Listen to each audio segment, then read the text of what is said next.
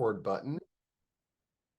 And I gotta let our YouTube folks in. And now I can welcome PK Beville to the stage. I want to call her Beville, but she said that that's too fancy. I am psyched to, let's see here. How do I stop sharing? PK, how do I I'm asking a stop share. There's my stop share button. Holy cow. All right, PK, it's great to have you. I am blown away. I will share my personal experience with the virtual dementia tour in a moment, which I am just in awe of. And to have the founder of it here, to me, is just amazing. But PK, before we dive into all the great stuff that you're doing, tell us a little bit about your background and how you got involved in this in the first place.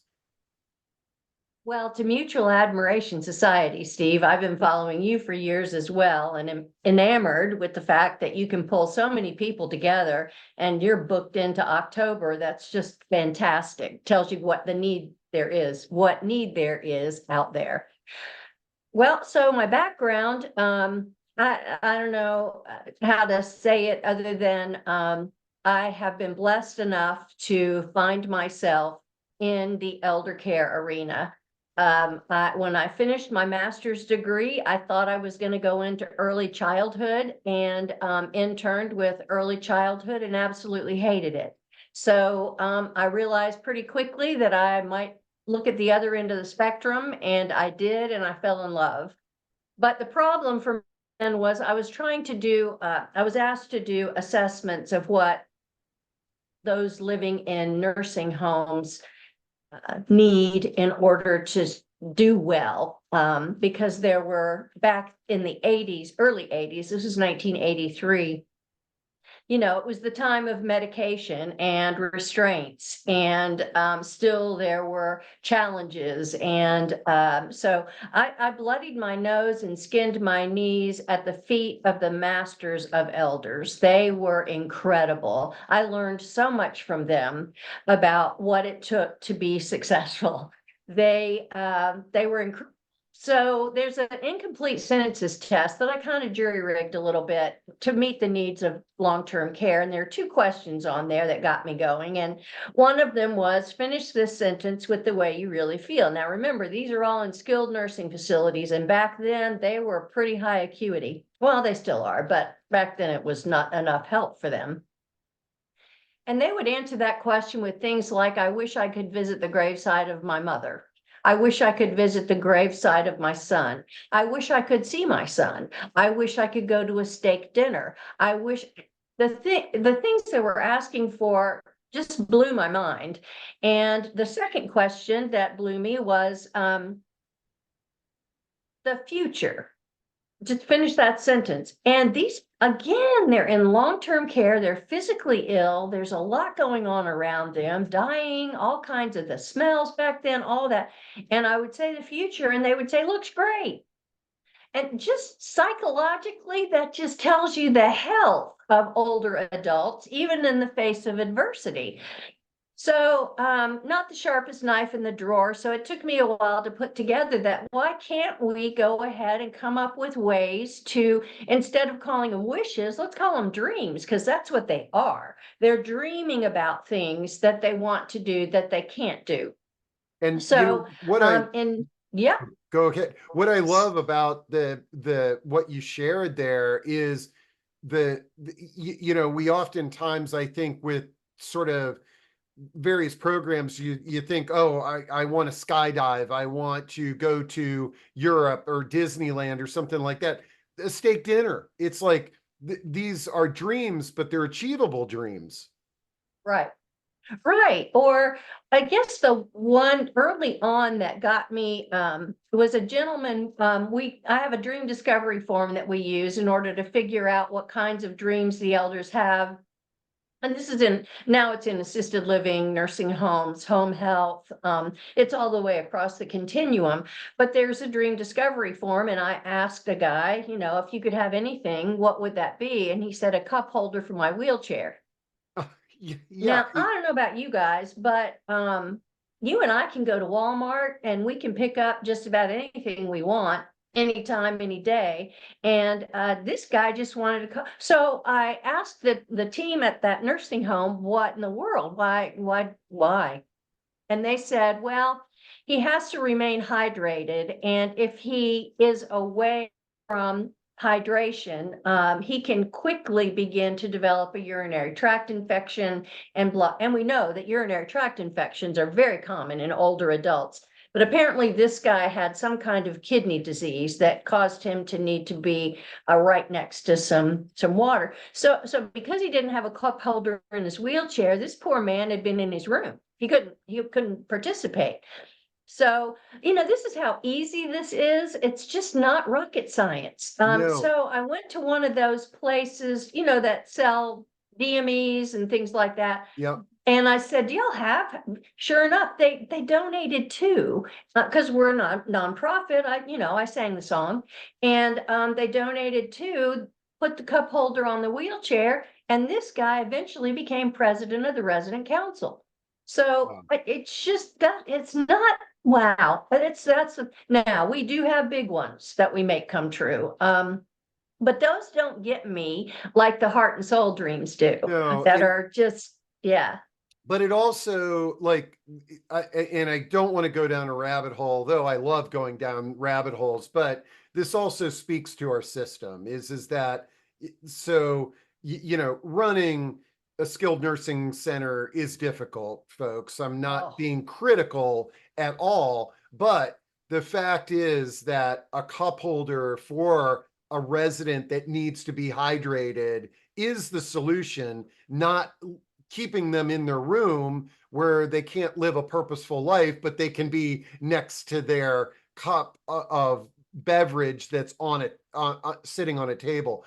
We've got to sort of poke holes in the system and prompt people to be more engaged in the lifestyle of our residents. And look at what happened to this guy is that now you get him out of his room and he's involved with the resident council, he's making friends, he's living a more purposeful life, and you have a happier customer. well, and I also think that I'm with you. I don't want to cast aspersions on one of the most difficult jobs in the world. But they're not looking for this. This isn't the kind of thing they're trained and equipped to look for. That's what we're here for. Yep. Second Wind Dreams is here to help with that. We train on how to find out what the dreams are, how to, this was a interesting one, an administrator. They were members of our dream team and, had been for a long time, but this was a really gripping one. She happened to walk through the lobby and heard some of the women talking about their wedding dresses. And one lady piped up and said, I didn't get a wedding dress. It was World War II. We married on the courthouse steps, and he went on to the war, and we came back and started our lives. And I've always wanted so that administrator, rather than just hearing that and going, oh, wow, that's unfortunate, she called us up and said, is there any way we can help make this dream come true? And sure enough, what do you call the organization that has the Say Yes to the Dress? So they got involved, and NBC News, the Today Show, covered it. And the reason I mentioned media, because media really shouldn't be all that important, but until our attitudes change about what we can do for our elders that's so positive and uplifting, we need the media. We need Yep. them. So they covered it on the Today Show, and that precious woman got picked out her dress. We had a mock wedding, and her son mock gave her away.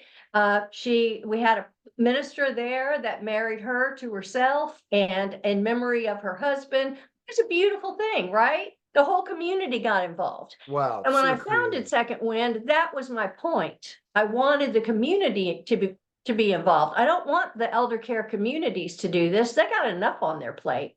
Let Yeah, us come in and help make this happen. I love it. And to me, I think the public wants to help. They just don't know how. Well, Mhm. here's a way you can do that. So yeah. So once I founded Second Wind Dreams, in '97, then every nonprofit person on the phone or online here today can identify with this. Then it came time to raise funds. Well, that was '97, trying to convince people that donating to make dreams come true for people living in long-term care was tantamount to trying to push a peanut up the hill with your nose. I just had the toughest time, and finally had said to myself, self, I don't know that this is viable. I don't think this is going to work, because I can't get enough to pay somebody to help me out and do volunteer recruiting and weave some of the dreams. And so I went ahead and went back to school, worked on my PhD, and that was when I started creating the virtual dementia tour. So what happened with that was, I guess I should back up and say my challenge in working in elder care was that I could do an in-service for staff, which I always did a lot of those in conjunction with the assessments. And I would role play with them. And I'd come out of that in-service and I'd watch the staff doing exactly what I asked them not to do during the in-service. So rather than standing on my head and spitting nickels, I decided it was time for me to kind of pull myself away from that, because I was starting, you know how when you get overwhelmed and you're not able to get anything to move forward and you get frustrated, then you start being mean to other people. So I needed to extricate myself from that situation. And that's when I wrote the book Second Wind. But then founded Second Wind Dreams, and no funding coming in, so went to work on my PhD. And the virtual dementia tour was because that challenge I had in long-term care never left me. That inability for people to understand what many of us, especially on this line, know intuitively, that people with dementia are living with brain injury, brain damage. It's neurodiverse problems that are going on. You can't fix that. And yelling at them and pulling at them and trying to convince them of something that isn't for them to be able to understand is horrible. So, but that's so in their defense, how do we expect family members and staff members to care for a person with dementia based on little or no knowledge? Because none of them have dementia. None of them have it. So how in the world? So that expectation is almost, it's flawed. So what I wanted to do was figure out how I could breach that chasm between me and the person with dementia. So I studied how the brain dies, and because the brain is so incredibly complex and it has such wonderfully designed areas that are responsible for just certain things, it's so cool the way that it breaks itself out. But when I watched the brain scans and watched the areas that were dying, and I use that word intentionally, I've been accused that I shouldn't use that word, but it is true. The cells are dying and the neurotransmitters aren't firing. So how do we reason with someone who has that difficulty? Now, how do I get you to know what that feels like? So I figured out what parts of the brain were creating most of the behavioral disturbances that happen. And then I tried to figure out how to get a normal brain to feel what that feels like. So that's what created the components of the virtual dementia tour. Wow. But then I had to figure out, how am I going to decide whether that changed anything? You know, so then I had to create that experience room where the actual tour takes place, and that's set up a specific way. And then the post test, and then the debrief, which is, it's critical. If we have a crummy debriefer, it's going to do nothing but scare the fire out of people going through the VDT, and that's not the intent, obviously. Well, So I think I've probably bored you to death by oh, no, now. no, no, no. This is good, but I want to dive deeper into this. But folks, just one of the reasons that I'm so psyched to have PK on here is that I forgot I've done the virtual dementia tour 3 times.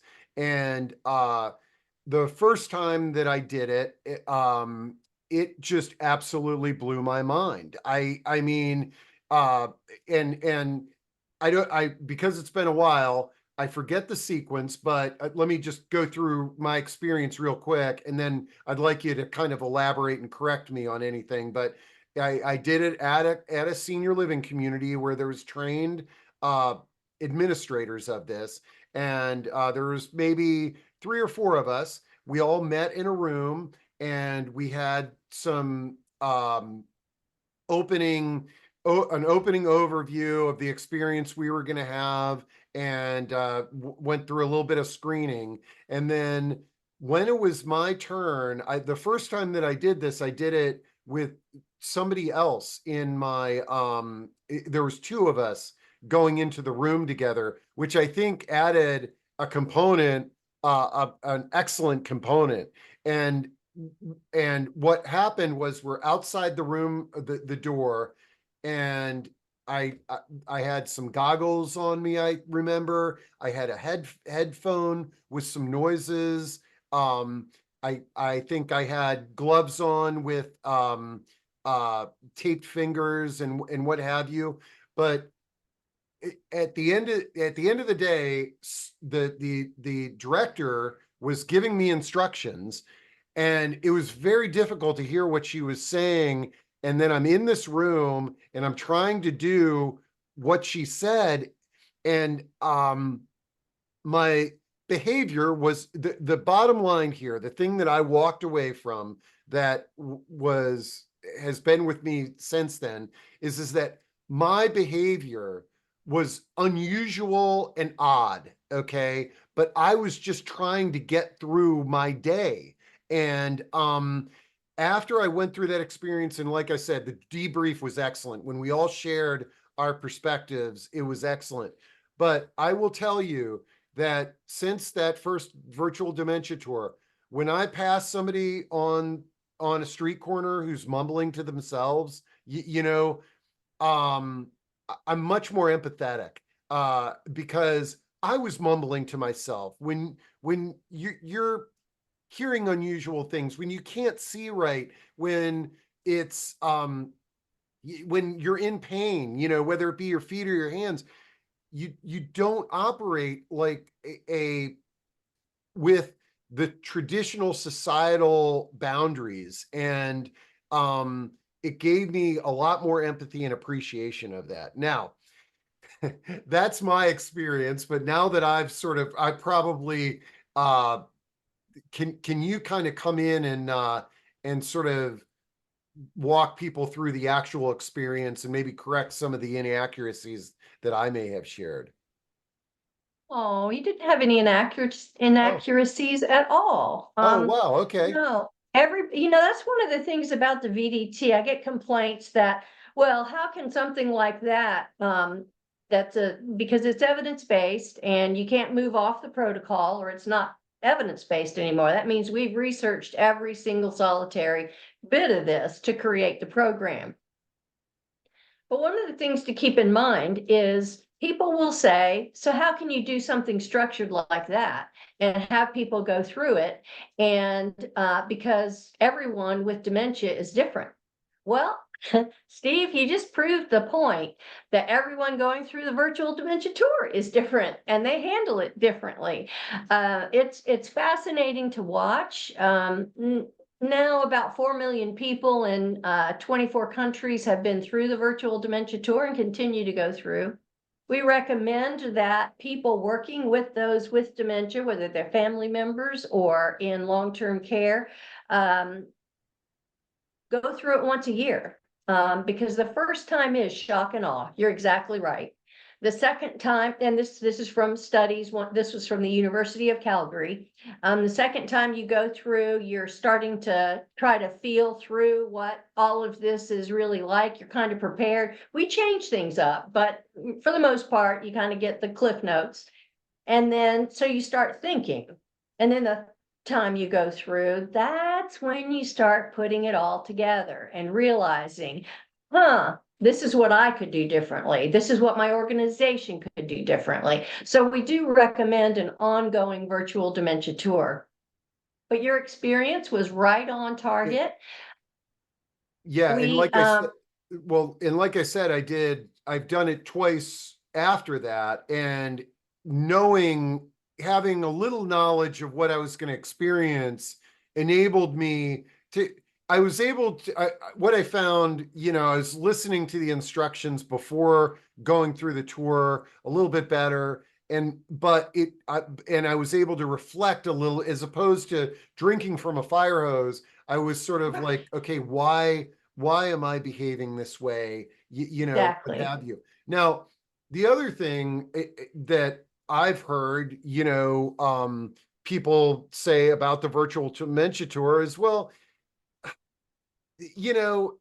nobody is going to have all of these disabilities, and I don't know if that's the correct term, but Yeah. nobody is going to be hit with cataracts and pain in their hands and all of these things at once. And while there are some people that are hit with all those things, I think what it gives you an appreciation of is just empathy and understanding that uh that people are experiencing uh different pains and different awareness than most of us, and how can we better communicate with them and better be an advocate for them when they're in that situation. So let me address what you just said. I designed it for mid-stage dementia. It's not early stage, it's mid-stage. And in that stage, we know for a fact they see through a yellowish orangish haze, they've lost their peripheral vision, there are sounds going on in their head that they can't really identify. We know that their visual spatial acuity is damaged, so that does help you feel what it's like to not be able to grip things. And we know for a fact that in mid-stage, they can't tell us they're in pain. They show us they're in pain. So what happens is I can pull random charts with people with dementia and look and see if they're getting any pain medication and find out that they're not. And yet they're exhibiting some of the behavioral issues that go with a urinary tract infection, an upper respiratory infection, agitated pacing, could be teeth problems, could be, I had one lady who had bilateral hip fractures and she was pulling her hair out by the roots and they were calling the psychiatrist to get her to quit doing that. Mm, Well, come on. yeah. Finally, a smart nurse said, well, wait, before we do that, let's go ahead and see if there's something wrong, because she's looks like she's grimacing when she's ambulating. And sure enough, bilateral. And so she was showing us, but my point is the shoe inserts are for that pain reason. You can't tell us you're in pain. I mean, you could, but we're not going to do anything about it during Yeah. the virtual dementia tour. Now, one thing that we've added to it is I got worried, I worry, but I worried that you go through the virtual dementia tour and you have this fabulous debrief and you go about your business and hopefully you change care.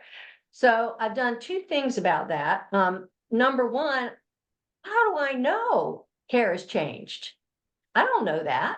So I created what's called the Dementia Aware Competency Evaluation, and it's used in literally hundreds of elder care communities where so we do the DACE observation, we observe staff, not residents. And we observe their care to people with dementia prior to the VDT. And then after the VDT, we assess them again to see if anything changed. And in fact, the care does change significantly. Georgia State, not so true. University of Georgia did a study on it along with our own research, and it's pretty clear that it's working. Now, some people it's not working for, and of course they need to go find another job. But so DACE was created. Also, I got worried that we're showing people how hard the virtual dementia tour, or how tough it is for people with during the virtual dementia tour. So now we've created, in addition to the traditional VDT, we've added the inclusive VDT so that we actually lighten up we do several things to show, okay, if good empathic care were being provided to you, this is what it would look like. Oh, And we see the wow. change. Oh, that's Yeah. great. So the inclusive is also Okay. added. So Kelly has a question, and I'm glad you brought this up, Kelly. This is what I was meaning, is my description is probably not the best. I know PK can do this. And she says, can PK please share exactly how this works? The use of the headset, gloves, instruction, and the length of the tour. Can you briefly kind of walk through the experience that one would have in a traditional virtual dementia tour? Ooh, thank you for that question. That just makes me so happy. So I guess the best way to do it is to take it chunk by chunk. So when you go into the room and those questions are asked, and then that mean person walks away and leaves you just standing there like you're supposed to know what you're supposed to be doing. I did that on purpose so that you would feel what it feels like Oh, when we walk wait, up. I think she wants us to back up. Let's pretend I'm showing up at where I had my first one was in Arden Courts community. And I walked in and I was greeted at the front desk, and then I was placed in some kind of conference room. Start at that point and kind of walk us through just briefly the experience. Well, sure. So in the conference room, then you were probably given a set of instructions, the general instructions that everybody has to be aware of. And what's funny is one of the instructions is from this point forward, you cannot ask for help. Well, most people do ask for help, so we've got a memory problem right there. But we read the general instructions, and then we start garbing. We usually start in one area or the other. Most of our clinicians have a specific route they like to take. And so the shoe inserts go in, then the food service gloves, and then the patented gloves go in. I didn't patent the shoe inserts, but I did patent the gloves. And then the headsets then the glasses go on. Those are also patented, and those kill the peripheral vision. And as we talked about before, the yellowish orangish haze. And then after that, the headphones go on.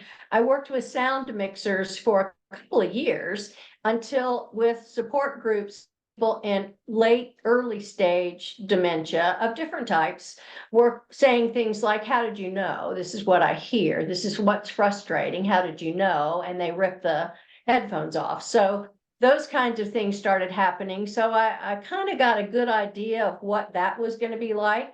And so it's a head to toe immersive experience.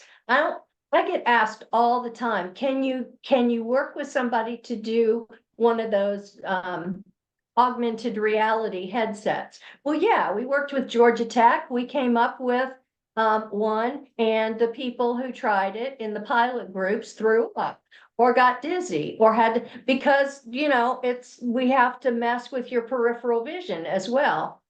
So also, I don't want to go down that road. Sony has approached us to try to come up with a way, but to me, it's a one-off.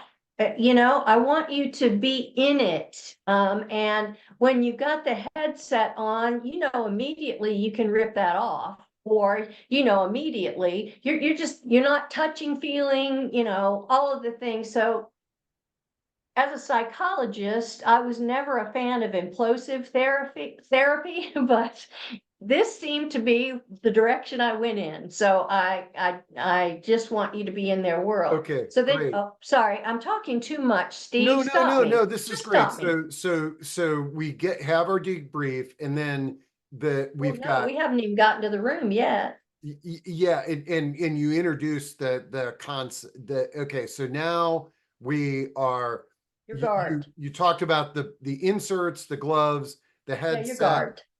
what? You're garbed up. Yeah. Yeah, garbed up, and then what happens? So then you are led into a room that has been specifically staged to replicate most likely what a person with dementia's room looks like. It's got a bed and it's got different things that we require. And then and then once they walk in, that a person comes up to them and reads them 5 standard tasks to do, and then walks away. And those tasks I designed in such a way that we're looking at abstract, we're looking at concrete, we're looking at sequential tasks, etc. So they all have a specific meaning. And then you're loose in the room to try to complete those tasks. There's a behavioral observer in the room that watches every person that goes through the tour and tabulates what their behaviors were. The reason I felt like that was important is because I want to show people that they actually did behave like a person with dementia.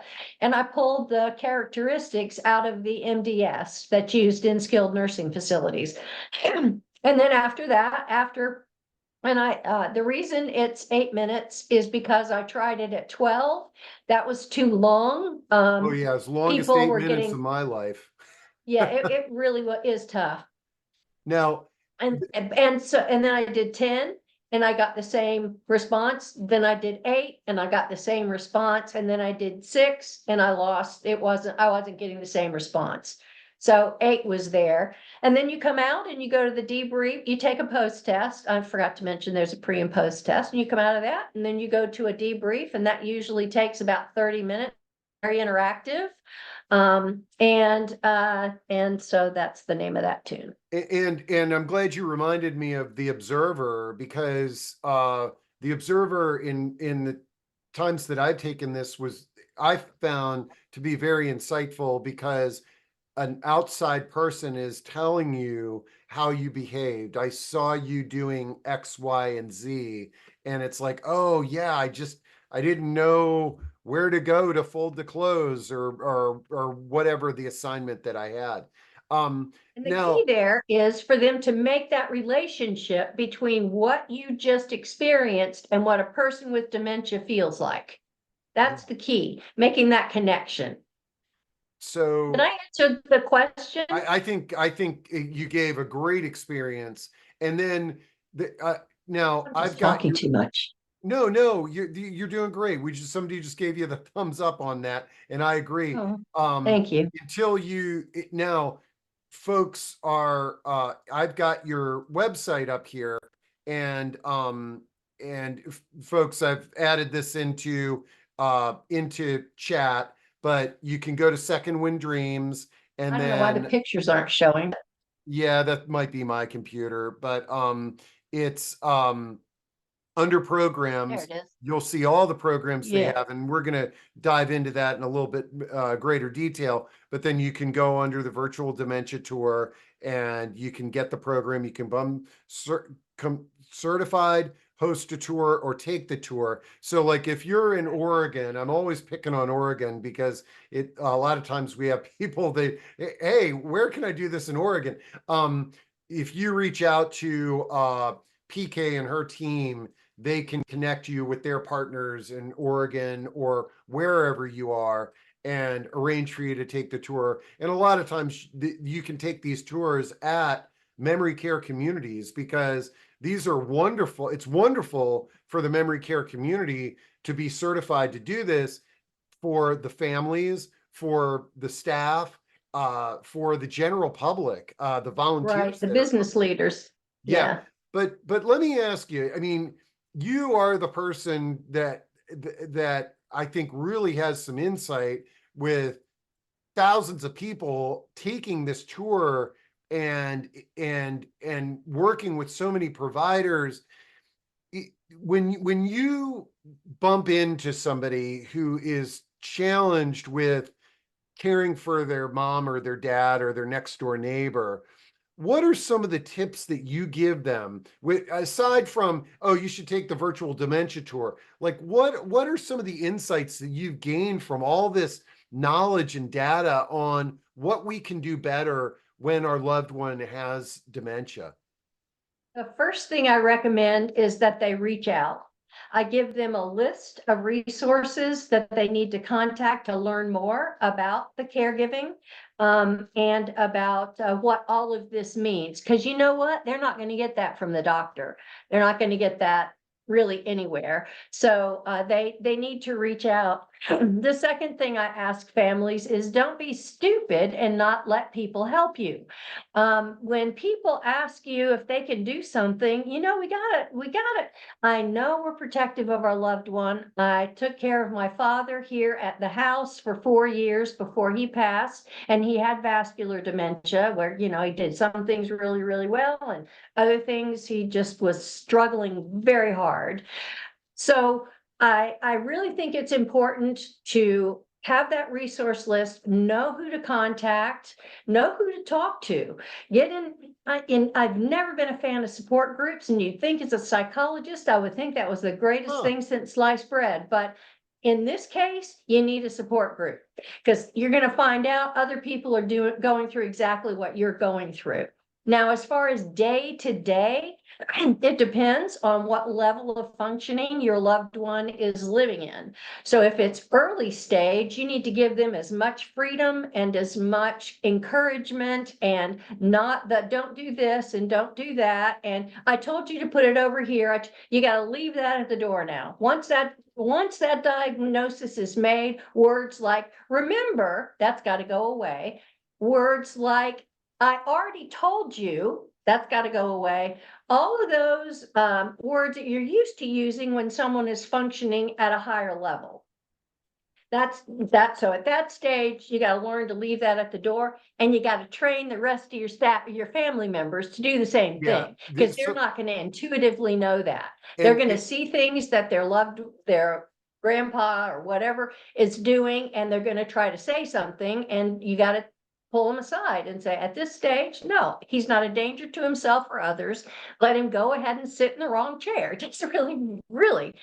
Now, the mid stage, we have a whole new ball game. They've moved into an area where most of them are still ambulatory. Most of them can still hold on a social conversation at that sort of beginning level, and be socially appropriate. And that throws everybody off because they think underneath that it's all still there. And in fact, that part of what's going on carries them through pretty much mid stage. But the further they get down in that trajectory, the more we see the things like forgetting to eat, not being able to manage any finances, not being able to carry on complex conversations, not being able to remember short-term memory things. All of that is starting to erode underneath that. So you can see the other thing in mid-stage that throws people off is some days they still do really well. They can still make that pot of coffee and do just fine. Other days they don't. So getting away from things like, well, you did it yesterday. You gotta go with where they are that day. And weirdly enough, not weirdly, but this is just how the brain works. They do much better in the morning than they do in the afternoon. Some people call it sundowners. I don't. I think they're just exhausted by the afternoon. They have held it together as best they can, and by the afternoon, they're a raw nerve. So you got to have that relaxation in the afternoon. You got to take things easy. Don't put any pressure on. And for the love of God, don't put television shows on that are in any way scary or frightening or concerning. Even some news channels I'd stay away from. You just so, but then we get to end stage, and that's where my specialty is. And so that's that's a whole different. Wow. Well, several of the experts like yourself on dementia have really echoed exactly what you're saying. And I think it's a great reminder for all of us is that you can't have an argument with a person with dementia. And that's where, one of the things that I've heard is that when someone with dementia has aggressive behavior or they're combative, oftentimes it's just the simple the fact that somebody is telling them that they can't do something or that they're wrong, and it creates frustration. They're living a life without filters, and you've now sort of told them that they're wrong or they're not good enough or they're doing something incorrectly, and that can spiral very quickly. So in addition to that, Steve, I like to view the human psyche as one of control. I think we come into this world as young children and babies, and we want to control everything. Terrible twos, the 3-year-olds, all the way through. I think then as we grow into adults, we learn how to access control, how to maintain control, how to grow control. Now we got someone who's becoming neurologically compromised and they're losing control. I can't think of anything more fearful than that. And so, if nothing else, underneath the undergirding piece of dementia is fear. They had control and now they don't. So they're going to act it out. And getting control back is one of the things that we, as loved ones and caregivers, have to keep in mind. I have 2 shirts here. Which one do you want to wear? This one or this one? We're going to take a walk now. Which way do you want to go? This way or this way? End stage can't tell you that. Okay. But we're going to get into that final project I'm working on now later, I guess. Well, I want to get into that as quickly as possible, but I want to address Flora Lee said, "Is the film The Father with Anthony Hopkins an authentic lesson in living with dementia?" And I haven't watched that film, but I just looked it up and shared the link for everybody. It got tremendous reviews on Rotten Tomatoes. Have you seen that, PK? I And have. I what are what are have. what is your thoughts based on everything that you've learned in your career? Is that did you find that to be an accurate film? Yeah, they portrayed him as a little more introspective later in his process than most are. But other than that, I thought it was good. Of course, you can't miss with Anthony Hopkins. My goodness, he's an excellent actor, and of course the cast was tremendous. But yeah, I did. I think the more we're taking a stab at making things public, about dementia, even from a film perspective. And yeah, I've seen some that were not quite on target. What I hate are those films that make dementia look silly, and they don't come right out and make fun of the person, but they are making fun of the person. Do you know? Does that make sense? Oh You yeah, can no, no. I sense mean, it. with more of an ageist slant. I mean, there's That's it. oftentimes films that depict older adults as that this is just what happens to dad, Mhm. and doesn't treat it with the seriousness that it should be. Is that this is we would never to quote Tam Cummings, she often talks about you would never treat somebody who had a head injury or a brain injury the way that we talk to and treat some people with dementia. It's or cancer, something, an Sure. illness or diagnosis like that. Okay. Uh, I glanced at the clock. Doesn't surprise me. We got about 10 minutes, and you alluded to a couple of things. You said you've got a new project on Right, board. Tell us a little bit about right. Yeah, well, so all of Second Wind Dreams is infused with empathic care. I think everybody who knows us knows that. That's just front to back, top to bottom, a founding principle, one of our pillars. But so here I'm getting to the end of my career. I'm 71 and I'm, getting to the place where, I've got 9 grandchildren and I'd like to take a cruise and, my husband's 77. So, it's getting about that time, right?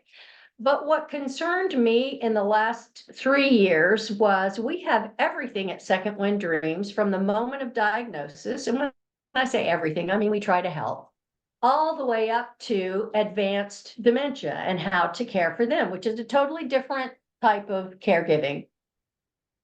But we had nothing about end of life care and death with dementia, which is totally different. You mentioned cancer a minute ago. Talk about different. A person with cancer can tell us what they want at the end. They can communicate whether they're in pain or not, and do legacy work if they've not done some before. All of those things, we don't get that with people with dementia. So I designed a new program. It started in January, February. We launched the program in January, but my first class was in February. And what we have is it's called Empathic Transitions, the mothership, the heading of the program. Under that are several things, but the biggest one right now is the Dementia Doula program.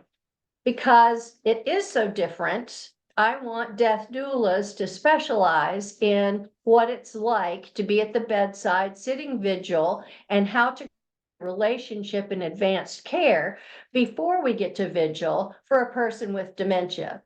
Studies show that people with dementia receive less health care at the end of life than people who don't have that disease. And that makes me sick. Also, we know that people with dementia, especially long-term care, are frequently just left in their room to die alone because they think there's nothing they can do. And my philosophy is there's always something we can do until the funeral home arrives. There's just something we can do. And to me, it is the final insult to a person who's lived with this disease for 12, sometimes 20 years to get to the end of their life and no one is there to love on them, hug them, therapeutic massage, because we also know that the more relaxed a person is as they begin to transition, the easier it is for them to transition. Well, if a person with dementia is still in pain and they're knuckled up and they're groaning every time we turn them, Q4 or Q2, then we're doing something wrong. So we have a terrible way to go out. So we train our dementia doulas to know how to handle that, how to work with what do you call it? Not only hospice, but home health agencies. I developed what we call an empathic transitions kit that has specific items in it that help to engage with people at end stage. The reason I feel like that's important is that a death doula isn't able to provide the more personalized transition care as they can unless they've had some time with them in advanced dementia to connect. So that empathic transitions kit is designed to be able to do that. And then there's also, we have a training that goes with that. And in the empathic transitions kit, I also have an imminent death kit inside there. So that's it right now. Wow. This is that's great. I mean, it's amazing what you've innovated. Mm. And the tough thing is it's it's so hard for us to get the word out about innovative programs in this space. I make the joke, the phrase that I hear every day of the week, my 35 years, and I'll hear it 35 more, is oh, that's great, but I'm not ready for that yet, or my clients aren't ready for that, or what have you. And so, but I'm in awe at what you have put together. So, Oh, folks, we no. we we talked about the Second Wind Dreams program. We talked about virtual dementia tours. If you're a family, or if you are caring for a loved one and you want some insight on what they might be going through, reach out to PK and her team. Take the virtual dementia tour. You won't be disappointed. I can tell you, it will really open your eyes. Um, we we now we and I want to kind of finish on a very positive note here. I mean, not that dementia is not a positive note, because if we can better communicate with our loved ones with dementia, that is amazing. But the Second Wind Dreams, I love this idea of having conversations with the people around us about what our dreams are, and the fact that you've got a program that could help make those dreams come true is amazing. And so the uh, the you gave us a couple of examples of some of the dreams that you've helped people achieve, but let tell us a few more. I mean, like, what are some of the other dreams that you may have not mentioned, or the ones that really uh, uh, are in your memory? Sure.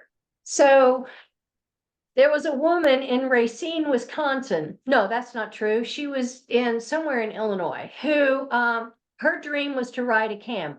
So there aren't many camels around. And so we did some research and we found a camel in Racine, Wisconsin. Those but it was going to cost $350. And this was at a time where we were just barely scraping by. Still are just barely scraping by. I think most nonprofits are still just barely scraping by. The pandemic hit us really hard. So the fire department was notified. They had some contacts from the nursing home that we needed $350. So they went and take the boot to the corner and started taking donations, and made enough for us to get that camel from Racine to right outside of Chicago.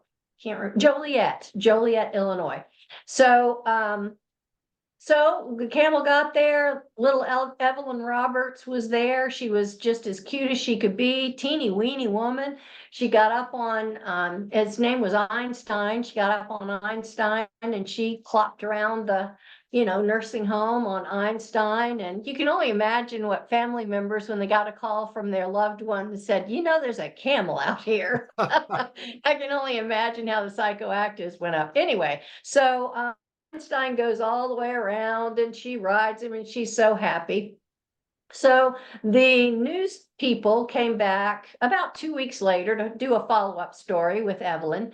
And so the reporter said to her, "So how was it on that camel ride?" And she said, "Well, everyone here now calls me the camel lady, and I'm just glad I didn't ask to ride a jackass." Oh, wow. Stand-up comedian too. Yeah, yeah. Okay.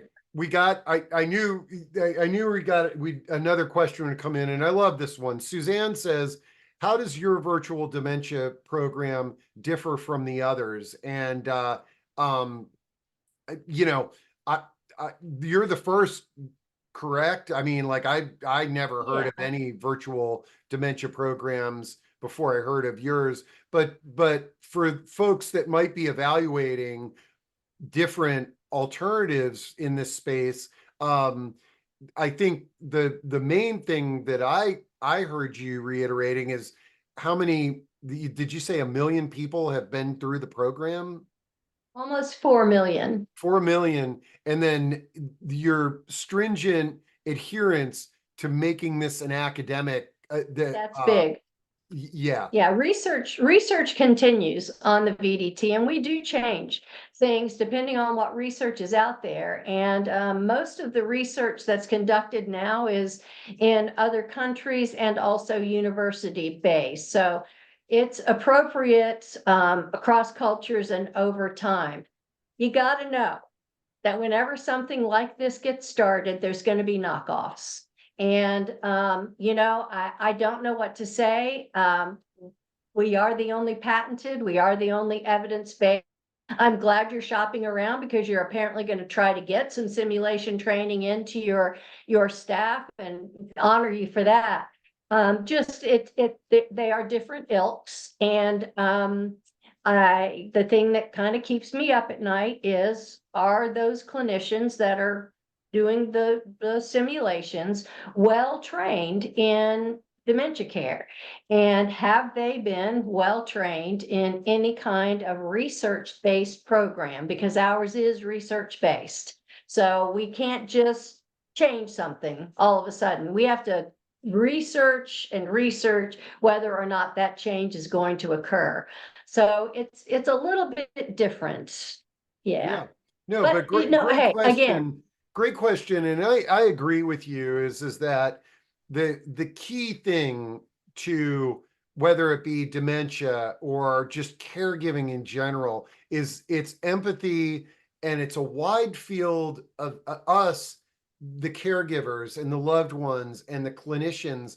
We need a wide field of vision. We need lots of things in our tool belts, but I think one of the things that we focused on today is it's being critical or telling somebody with dementia that they can't sit in that chair because that's not their chair is not the solution. And it's hard unless you have empathy and understanding to to to operate in that world.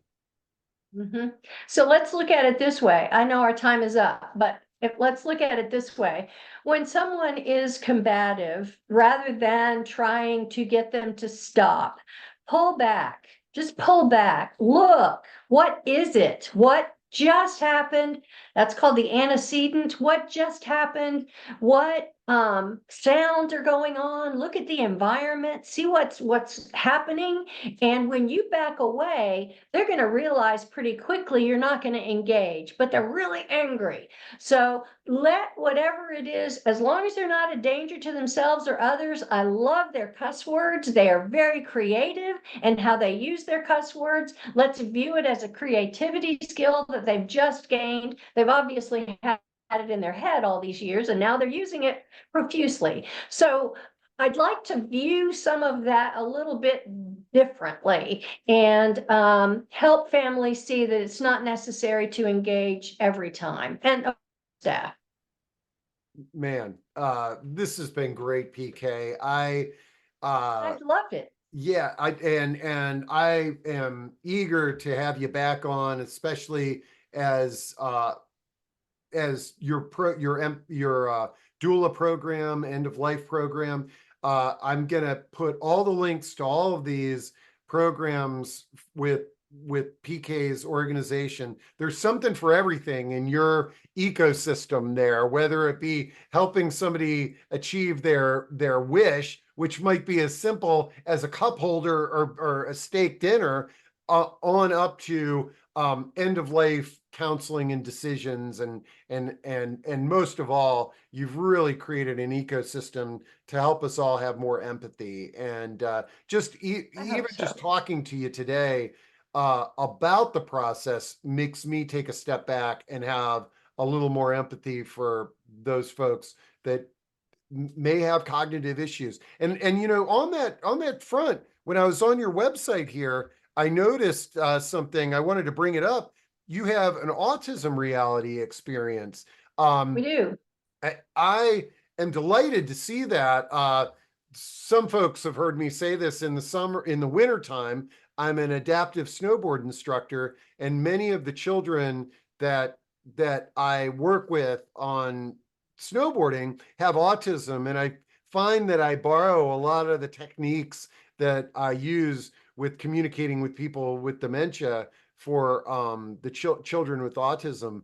But that's a great program, and I'm thinking Yeah, that it would be great for like an adaptive program like mine for us to sure. subscribe to that.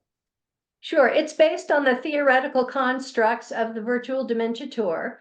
So it is all simulation and it's based on the experience of, I can't remember how many hundreds of people living with autism went through it. And just like dementia being on spectrums, autism is also on spectrums. And so we targeted one part of the spectrum. And yeah, so we're doing it for fire departments, for schools systems, for and interestingly enough, it's so early on, but our research is really good. To me, I still don't have enough ends to actually publish. We'll eventually get there, but I think that to me, well, I just lost my train of thought. So there you go, dementia by association. It's No, gone. and I've been losing my thoughts my entire life. So it's yeah, that's folks, don't use that term senior moment. And you notice PK didn't do it because that's a very ageist statement, and it's Well, so's what I said, but not yeah. really. Yeah, no, yeah, I think you shouldered it pretty well. But the well, this is great. You're truly a pioneer and an innovator, and I'm really excited to help get the word out about these great resources and all the great work that you're doing. We Folks, appreciate your help. thanks so much for joining us today. Great questions as always. We'll see you at the next one. I'll get this recording up as soon as I can. And PK, thanks for your time. And Pleasure's we're a mine. few days away from the weekend. Enjoy your weekend. Thanks. You too, Steve. All right. Thank you.